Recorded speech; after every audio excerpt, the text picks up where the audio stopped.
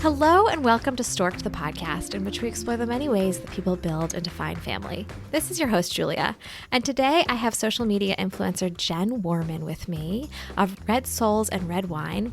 Who doesn't love that? Great shoes, great beverages. And today's conversation is about divorce and dating post-divorce and solo parenting and everything really about what happens when your dream family life shifts, when you take the decision to move in a different direction from the white picket fence. And this is a really fun one. We may as well have been drinking red wine and you're basically tuning into a gab fest, a girls' gab fest. So I hope you enjoy it. The high volume, high octane nature of this particular episode. I took away some really key gems from this, some of which I'm still processing, a lot about celebrating where you are in your life, a lot about owning your side of the road and your contribution to any relationship, positive or negative, and a lot about just showing up in life and being who you are and kind of a take it or leave it mentality, which is really fun. So here's Jen. If you love this episode, and I know you will, please don't forget to write us a review on Apple or Spotify or wherever you listen to podcasts. Sign up for our newsletter, share Stork'd with a friend, and enjoy. Thank you. I am so excited, Jen, to welcome you to Stork'd, the podcast in which we explore the many ways to build and define family. And you and I have so much to talk about today. There's such a beautiful family that you've built. Oh, thank you. So I'm so excited. And you've got a really beautiful way of communicating your life experiences and connecting with your audience. So welcome. It is so great to have you here. Well, thank you for having me. I always love listening to podcasts, and I feel like, it's such a great platform to share a little bit more detail because, Instagram is so fleeting and Instagram stories, they're gone in 24 hours. So yeah, I love sharing my journey, even though it's been a difficult journey at times. So I'm Jen Worman. I'm a single mom to 2 boys. And I used to say I was a style blogger, but I would have to say now I'm a lifestyle blogger in that I really just share everything I'm passionate about. I'm a big believer in energy and also doing what you love. And it's worked for me. I know it doesn't always work for everybody else, but it's worked for me, and me giving out kindness and goodness has always come back for me. So yeah, it's about a journey of life and learning along the way and trying to move forward rather than looking back too much. It's excellent advice for regardless of whether we're talking about family or style or lifestyle or energy. Looking forward is a really nice way to sort of frame things. Yeah. Yes. I mean, it's a big thing. I think that when I was younger, I think we all do. We look back too much, and I don't regret things. I learn from every situation. And now I'm at a place where I handle stress and things that happen to me completely different, just because perception and outlook in life can really change your lifestyle and change just how you move forward in life. Yeah, it's interesting because I find that that concept is a really beautiful concept, and yet I find it really hard to do. It's very hard. There are moments, but you can settle into those moments. You need to, because if you don't actually have sadness or disappointments, you would never enjoy the other half. Right. And I'm so glad you said that, because sometimes the look forward, not backwards, or see the sunny side I think you can learn from going backwards, but don't go backwards by living in the past. That's what I mean from it. And yet, let's talk about your past. Yeah. Because you started by saying, I am a single mom. Yeah. Can you tell us a little bit about how your family is currently composed, and what does being a single mom look like for you right now? So I live in Chicago. I was married for almost 10 years and we got a divorce. It's been about 4 years now, I think. I mean, separation takes a bit, divorce takes a bit, but 4 years divorced.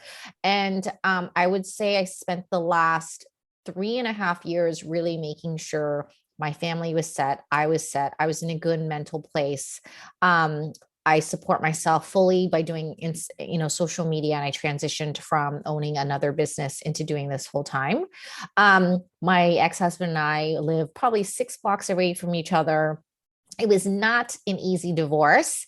So I think, it just depends on every couple. I think most people, majority would say it's not an easy divorce, but I think that you can make it into a better place based on steps you can take, and also realizing that You can only control yourself. And so at least that worked for me. And so now we're very friendly. Like we can do dinners together. We try to do stuff for the kids for their birthdays together. I don't know. I feel really good about it. And of course, there are moments where I still question some of my decisions, but then I look at what I've created in the past couple of years and I'm really proud of myself. So getting a divorce is the hardest thing I've ever done. But it also was very freeing at the same time. Oh gosh, that duality, that it's the hardest and most freeing thing at the same time, is so tricky. And I think for people who are struggling in their relationships, who are finding that the relationship isn't working in the way they want right now, determining sort of the ratio, is it going to be more hard than freeing, or is it going to be more freeing than hard? I would say it is really effing hard. I would have to like, it is the hardest thing you ever do. First of all, I'm very, very honest with people. When it comes to marriage and divorce, you need money to get divorced. I know plenty of people that just can't, because financially for their family, they can't. I think it's being realistic about that kind of stuff. Cause like I was able to, because we have the funds to be able to, and I also work really hard and I've always worked. So there's a lot of layers in getting divorced. It's not as simple as I'm happy or I'm not happy. This marriage is working. This is not working. So that's why I tell people you got to weigh all of it. If you can get out of something that you're having a difficult time with, or if the person you're working with doesn't want to work with you, then yes, I do think that you should try to take steps to free yourself from that. And it'll be really, really hard, but you'll really be proud of yourself from getting out of it. But everybody's circumstance is different. And that's where I'm like, I'm honest with my followers. Like when they tell me they're not happy, I was like, you have to communicate and you have to look at the other person and really see, like, are you just upset about certain things? Are you ready to be really alone? Are you ready to really support yourself and not have any emotional, financial support from another person? There's just so many layers to it, right? So yeah, you go through that whole road of splitting up your family and you try to figure out whether or not you made the best decision. When it's so hard, it's basically like starting your life over, but with your kids and somebody who really dislikes you for a certain amount of time. Ouch. Are you in a position right now where you can say, this was worth it? I'm pleased with where I've landed. So I don't know if I would say that is exactly the term, this is worth it, but it sounds so cheesy because everybody says this, but I do believe everything happens for a reason. So who I am today would not have happened if I hadn't been married. I hadn't gone through what I experienced with him. I hadn't bought my own house, bought my own car, figured it all out in the last couple of years. And also I wouldn't be so strong and happy if I hadn't gone through those moments. One thing I think that I've really learned a lot in telling people who are in their 20s or haven't been married is the one thing that really bothers me is we all grew up very traditional, mostly with traditional parents, like our parents. My mom stayed at home, but you were kind of taught that you weren't complete unless you were married. And that is something I really, really try to talk about because it's not true. Like you can be complete by yourself, but you can be an amazing partner in a marriage. But when you aren't complete by yourself, you end up relying on somebody else for so many things, emotionally, financially, and it's not healthy. Yeah. There's no longer, at least I don't think as much, that you have to have a marriage or husband or a wife or whatever in order to be a complete person. I think that's so interesting. So I'm going to ask two questions around completion. Do you feel now like a complete person? I do. I feel like, and that's why it's also a struggle to date, because I see other people who haven't done much work. I see a lot of people who hop from relationship to relationship, divorced, and then get into something else because of comfort. And I love comfort, man, like touch is one of my love languages, but I see people who need people. Like, I don't need anybody. I would love to have somebody in my life, but it doesn't make or break me. Any relationship no longer now will make or break me. I'm a strong enough person where I can see through like what will work and what doesn't work. And I think when you're younger, you kind of are more vulnerable and you get told like you need to freeze your eggs or you need to have a baby or you need to be married. And the first thing you do is you have a boyfriend. They said, oh, what's next? What's next? And I think it's a bit probably more freeing after divorce in that there isn't a what next for me. It's more or less like I can really pursue what I'm passionate and love because there's not this burning like need for society to tell me I need to have more children or I need to be married. Oh my gosh. Okay. So that's so interesting. Like some of your sense of feeling complete in yourself or successful in life, feeling successful, feeling whole, feeling, yes. Feeling self-actualized, if I'm putting words in your mouth, just feeling content has to do with not trying to grasp the next thing. I don't need the marriage. I don't need the more kids. It's a different outlook. Yeah. Wow. Yeah. Could that have happened for you without divorce? Like, could you have? And that's where I'm really honest. Like I'm a completely different person because for me, it was rock bottom. Everybody's rock bottom is different. When I was going through divorce, I literally had $5 in my account. I'm in my $1 million home with my ex-husband and we were not speaking, going through a divorce.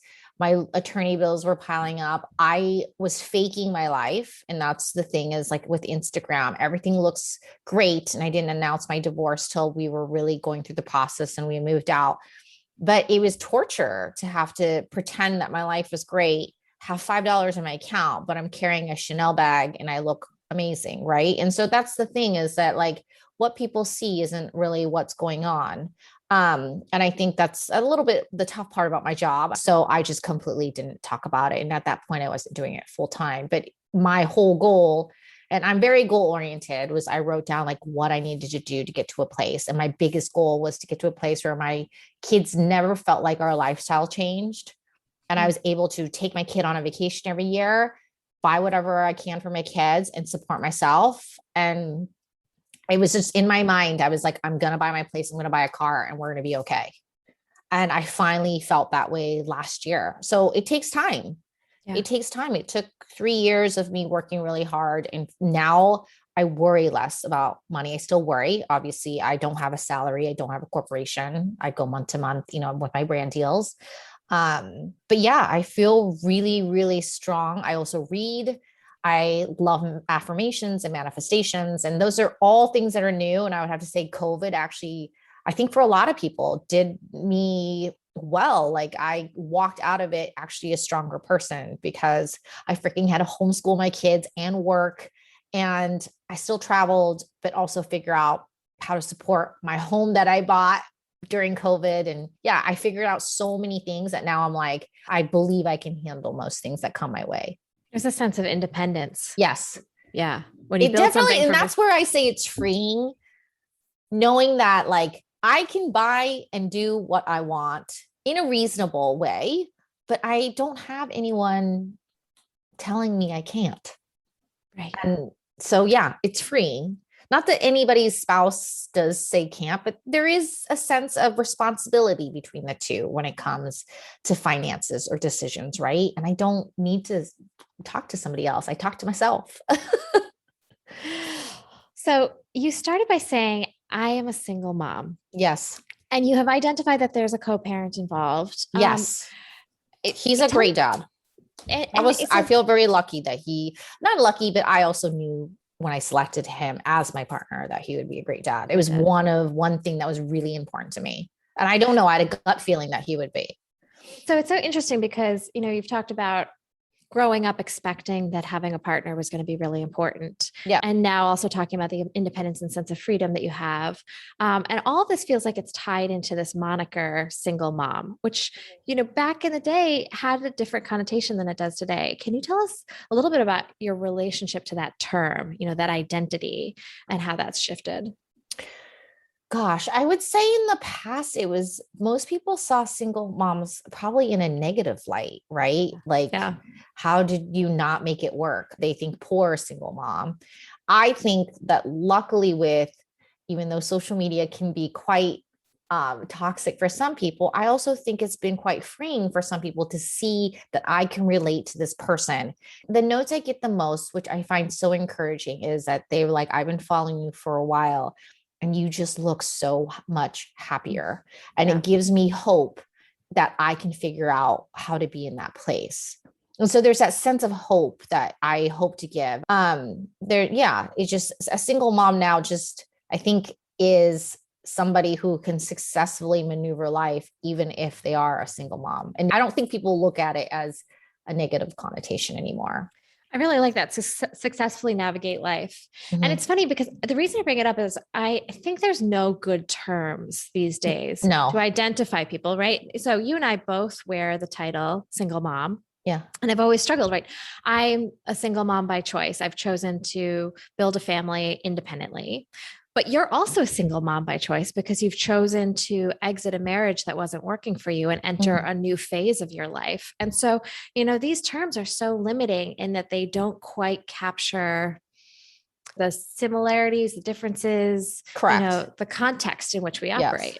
Yes. Yeah. They don't, but I do think that people are more open to knowing why versus a judgment of, oh, you're a single mom. I just think it's more accepted now.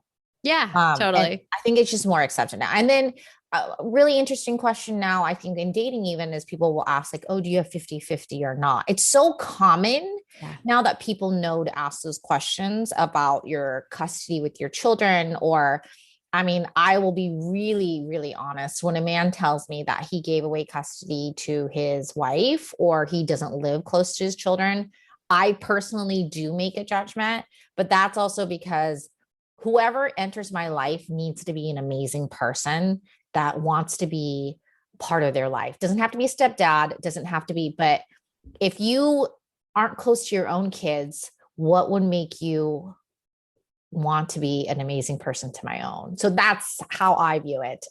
So yeah, I mean, we all have judgments, right? But to me, that's a huge red flag. Yeah. Let's continue the dating conversation. I mean, you're almost talking about having that first date, those awkward first dates, like what kind of music do you like? And like, what TV shows are you watching on Netflix? It's like, and what's your co-parenting arrangement? So like, okay, I think my first dates are very unusual. Okay. And tell us about them. Oh, I mean, it's crazy. So I think because of what I do, people feel very comfortable with me. I can talk. I'm by trade a salesperson, right? That's what I do all day. I talk to my phone. If I can talk to my phone for 30 minutes, I could probably talk your ear off when I'm on a date with you. I'm very inquisitive. I ask questions. I love people. I think that's part of the reason why I do what I do. I really love people. So what happens to me is men tell me their whole life in the first date. And do you like that? Is it nice? No, to get like, no. Okay. Because I become like their therapist. I find out all the red flags within the first date. So people end up thinking it was an amazing conversation. And I walk away thinking like, oh God, I'm not going out with you again.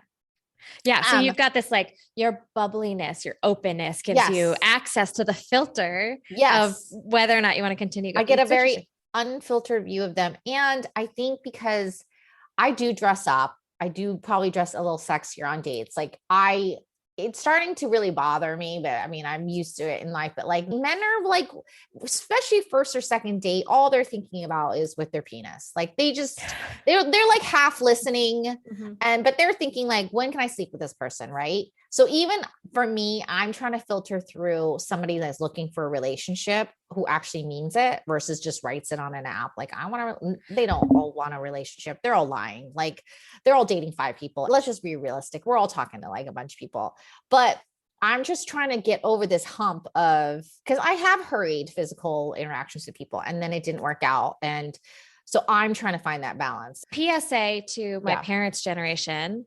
You didn't raise your boys right. No, I'm sorry. I'm constantly talking to my sons about this. Right. I went on a date. Let me just tell you, Monday didn't open my door once. I'm still super old fashioned. I would say that I take care of myself. So I was wearing heels and we went to a restaurant. He did pick me up. I told him to pick me up like down the street. That's another thing. Like if they volunteer, I'll meet you down the street. Didn't valet. And I know maybe I sound high maintenance, but I look very, very nice. And he's like roaming around, just trying to find parking. And he's like, but really, he was kind of quirky, a little odd. And then, yeah, the conversation was so dry, and it's really hard to be dry with me. It is. And, so when I say the boys weren't raised right, in my opinion, it's all about emotional intelligence and accessing awareness of your own emotions. And so many of the guys, my generation at least, and I think I'm a little bit older than you, don't know how to identify when they're upset, don't know how to identify when something is, and then what they you're can't. talking about are things that they are not even aware of. Right. Like, and so how can they date women like us? Because we're just out of their league in terms of emotional intelligence, ability to connect. Which is why I've been single for so long. Yes. And that's another thing I really, really say all the time. Being single isn't something to be fixed. Stop trying to fix me or trying to fix that. It's okay to be single. I would have to say people who are constantly with somebody for no reason, you have a problem, not me. Like I do see the lack of emotional intelligence or the lack of just any self-awareness. When men speak for 30 minutes or even type and they never ask a question. Yes. I don't know how you were in business, but you're not getting very far by having conversations like this. We're talking about why it's difficult, right? And I like deep, emotional, connected relationships and friendships, but I also realize that not everybody wants that. Not everybody wants deep conversations. That they're like, why do you want to even talk about this again? But it's really important for single parents, moms or dads, to have that deep community, because you don't necessarily want to rely on a partner exclusively to meet all of your needs. Yes. But you do need people in your life who can be the emotional support on occasion, or, step up if your kid's sick and you need a little extra something, So that's another layer that I can talk about that's been difficult for me is I have really, really good friends, but they're single. And when you're a single mom, you kind of, at least for me, I lost all my married mom friends. And then two, because I live a double life. I tell people I'm very single, super fun. I probably act like I'm 20 something when I don't have my kids. And then when I'm a mom, I cook breakfast, lunch, and dinner. I pack their lunches. I make sure everything's done. I'm doing my laundry. I clean my own house still. Like I do everything. But then it switches. The minute I drop them off, I'm like fun again. I'm going out, I'm drinking. I love going out dancing. I travel, whatever. But because of this, all my really close friends now are very single. They've never been married, never had kids. So I have that layer of like my mom stuff that I kind of deal with myself. Oh, it's so interesting. I think I have the opposite. I think I've got my married friends, and my married friends are incredibly supportive and incredibly wonderful. But we do get into a little debate around like, is it harder to do this single or is it harder to do it in a marriage? I think it's hard both ways. Yeah. I think things are hard both ways. I totally agree with you. I mean, it's definitely, there's elements that are grass is greener on both sides. And I've had issues in the past where, and I know they don't mean anything by it, but like certain women feel uncomfortable with me because of the way I look or the way I dress. It's just sometimes some women don't feel comfortable with me. And I've had women feel uncomfortable with me around their husband. So I have things like that that's happened to me that I'm very well aware of. Yeah, no, you always have to be careful. Because there's a perception. Let's bring this full circle. There's a perception that being single is bad. It is something that you're trying to fix. And therefore somehow you are after everyone's husbands. Which is the last person I want. If you don't want him, why would I want him? And then it's hard to correct that being single is not bad. Oh. I'm not after your husband, but dating's nice. Yeah. Maybe finding your person is nice. And so that goes back to the conversation we just had. And in fact, it's funny because when you just talked about the dating experiences you've had, there's nothing about what you just shared that is different from what my single friends have said to me that do not have kids, right? Yeah. Do kids bring a different layer? Does it change the way you filter people? Does it change the way you behave? Yeah. I've been as open as I could be. I've dated people with kids, without kids. I've dated 10 years younger. I've dated 10 years older. I think I was just very open because I kind of just wanted to experience it all. And also I'm not from here. And so that's also another, I think, cultural thing that people don't talk about. In the Midwest, people are a lot more traditional. There's a lot more like get married at 23, have 4 kids by their 30s. And I'm just not a traditional person. I've always lived in cities. I do social media and I'm 45, so I just kind of just run on my own little wheel. And so it's a great wheel, by the way. I just want to pause and you. let's celebrate your little wheel. For starters, you're tremendously successful at the work Thank that you do, but also, this confidence about this is my wheel, this is my wheelhouse. But it's funny. I've dated a lot of people that love all this, like in the beginning, but then they want to pull me back. And they're like, can't you just relax? Do you ever want to move? And it's happened to me, even in my marriage, where, he bought me yoga pants, he bought me sneakers. He asked me like when I'm going to start slowing down. And it's funny. I think that, people are more traditional here. I've gone enough dates here and been told enough that like, I may not be able to find what I want, which is also something like, I don't think anyone should say to anybody. Well, I mean, just because I don't like you doesn't mean that you can tell me I'm not going to find what I want. Well, I mean, it's the ego in that statement. Yeah. Oh my gosh. Obviously, if I'm not what you want, it doesn't exist is Yeah. what I'm hearing in that statement. But also it's interesting because we talk a lot about dreams on this podcast, and we talk about, what do you do when your dreams may be a little less attainable? However you want to define family, the family of your dreams. And what you're saying is the partner of my dreams may not be out there. And how do I reconcile the fact that I am a unique gem dating in a conformist world, and I have to figure out what my dreams look like now? So I don't say never, because every time I do, it happens. And I do believe that dreams can shift, but I actually believe dreams are achievable. Dreams are like that energy that makes you motivated to actually pursue those things.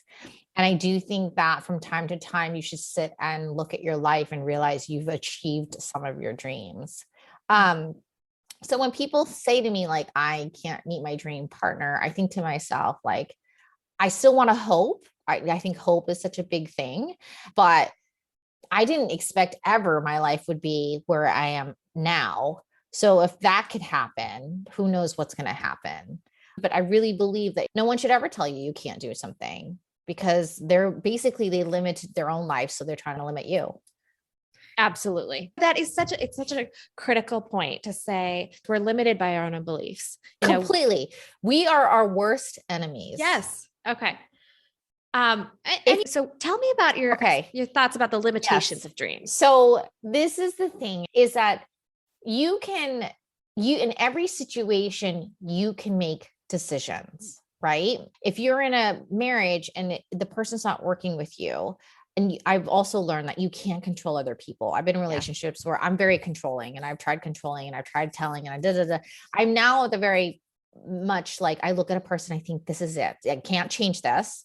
Do I accept the faults? Do I love the loves? Do I also like the negatives? Right? Can I live with this?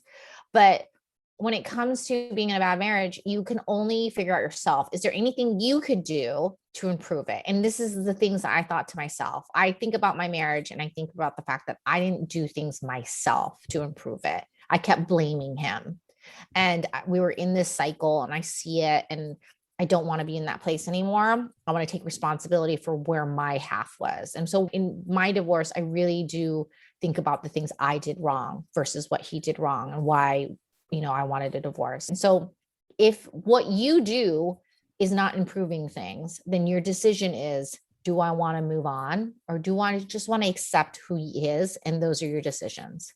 Ooh.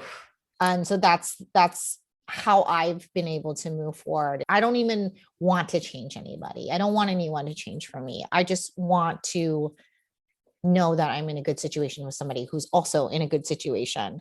But yeah, I mean, it's hard to like practice.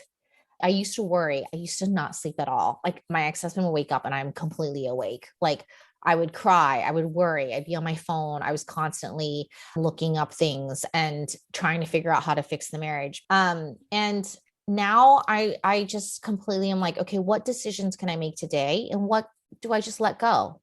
Because I can't change it, right? I can't change it. And at the point when you made the decision to exit the marriage rather than accept what it was, tell us a little bit about where you were. What was your headspace at the time? What were you feeling emotionally? Oh God, I was a mess. But we had gone to 3 different marriage therapists. And so we did try really, really hard. And I knew he loved me. I loved him. I still love him. I will always, anybody that, at least for me, that you were married to and you had children and you like created life together. And there are things that I will never have again, which is dating him, moving to New York together, and then getting engaged. And those special little moments in your 30s when you're building a life towards that big family goal, those I'll never experience with anybody else. So I do cherish those things. And I do love like those moments we had together. But he had some issues and they were never going to go away. I mean, I don't publicly talk about them, but we had things that he needed to work on. And I've had, for my grandparents to friends pass away. And I was like, life is short. I have one life. We all have one life. And what I envisioned for my future wasn't the same as him. And I thought to myself, like, do I stay married like many people do until my kids are 18 and cry every day and then have to start over then? Or do I look and think I have one life, and can I look back in 10 years from now and be in a happier place, be happier, find somebody that I'm deeply, madly in love with that I want to be with forever, or by myself? And I think for me, it just got to a place where I was so miserable that I was like, I would rather be myself by myself and go through everything than do this another 10 years.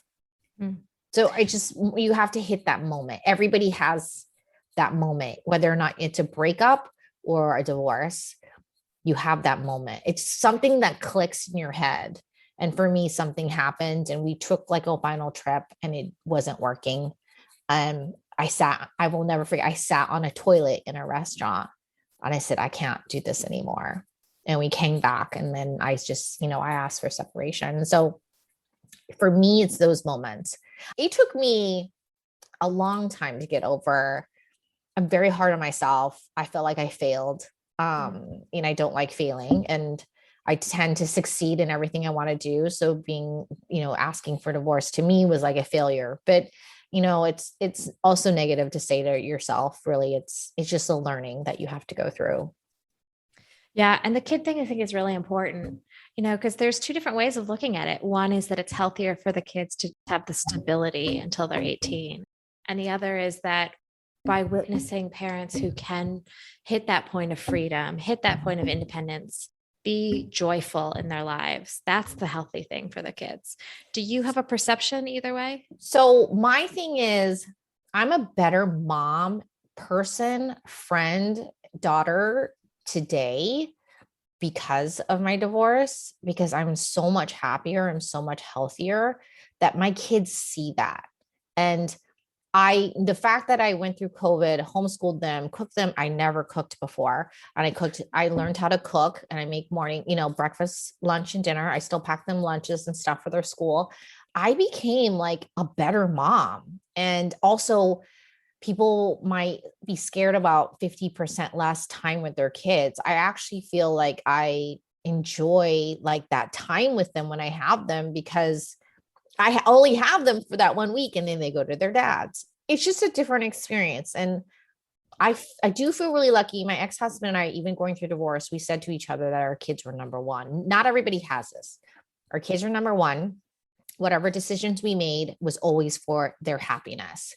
So they never knew the fights that we had when it came to our divorce. They never even knew when we were sitting at dinner together that we hated each other at certain points.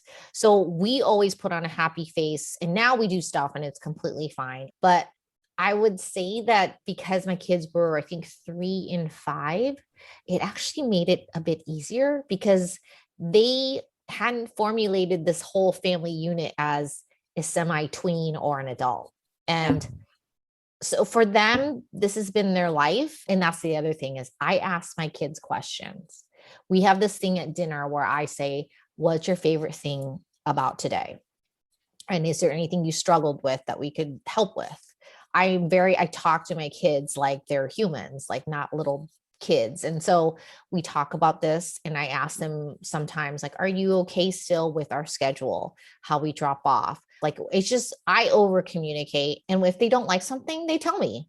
And they're very open with me. So I think managing your children is, I think some people don't tell their kids anything. Yeah. And it makes it really confusing for them.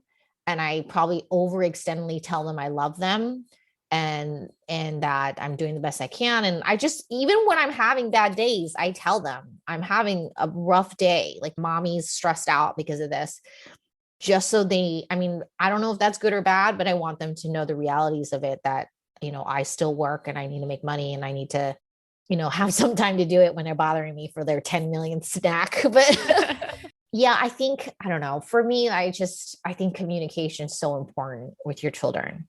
And it sounds like you and your ex are in a really good place in terms of your Now, yes. co-parenting. Can you give us a sense for what did it take to get there? What was the bridge from a very difficult place to where you are now? And do you have any advice for somebody who might be in the throes of it? So for the longest time, he was not happy and we communicated, and he was always very angry when he communicated with me. And for some reason, at first, like most women, we're very, very upset that no one likes anyone mad at them or hating them. It took me a second to really let go and realize that anger is actually love. It's just the opposite of it. So he was just really angry at me, but he still cared for me. So I looked at his anger as caring, and I always responded with kindness. It didn't matter what. And the thing is, I wasn't like that in my marriage. I was very angry. I was always yelling. I was one of the yellers. And I just have to put a disclaimer in, if you don't mind. Yeah. Anger may be love, provided it's not harming you. Correct. Right? I think there can be, and for anyone this is triggering. Correct. There can be the misperception that if somebody is doing something very harmful to me, they're doing it out of love. And that's separate from what you're talking about. Oh, that's totally separate. Okay. I'm talking more like email communication or how he speaks to me, right? In like an angry tone. Anything else is not accepted. But when you're going through divorce, it's what people go through. There's got to be angry tones. Yes. Yeah. And so I just always turned everything and whatever he needed, I said yes. This was just how I handled it. I just probably overextended myself, but I continued this for years. And I also overextended myself where he had a girlfriend right after we divorced. My kid's birthday, I said, I would love for you both to come. That's the other thing with people being angry at their spouses having a significant other. You have to realize, if you didn't want him, why are you angry? Like, if you're not together, let it go. If you wanted to be with him, you should have stayed. Let all that energy is such wasted energy because you're no longer together. Right. So again, easier said than done. I think to myself, like, you weren't perfect for me. So it's okay. Go find your perfect somebody.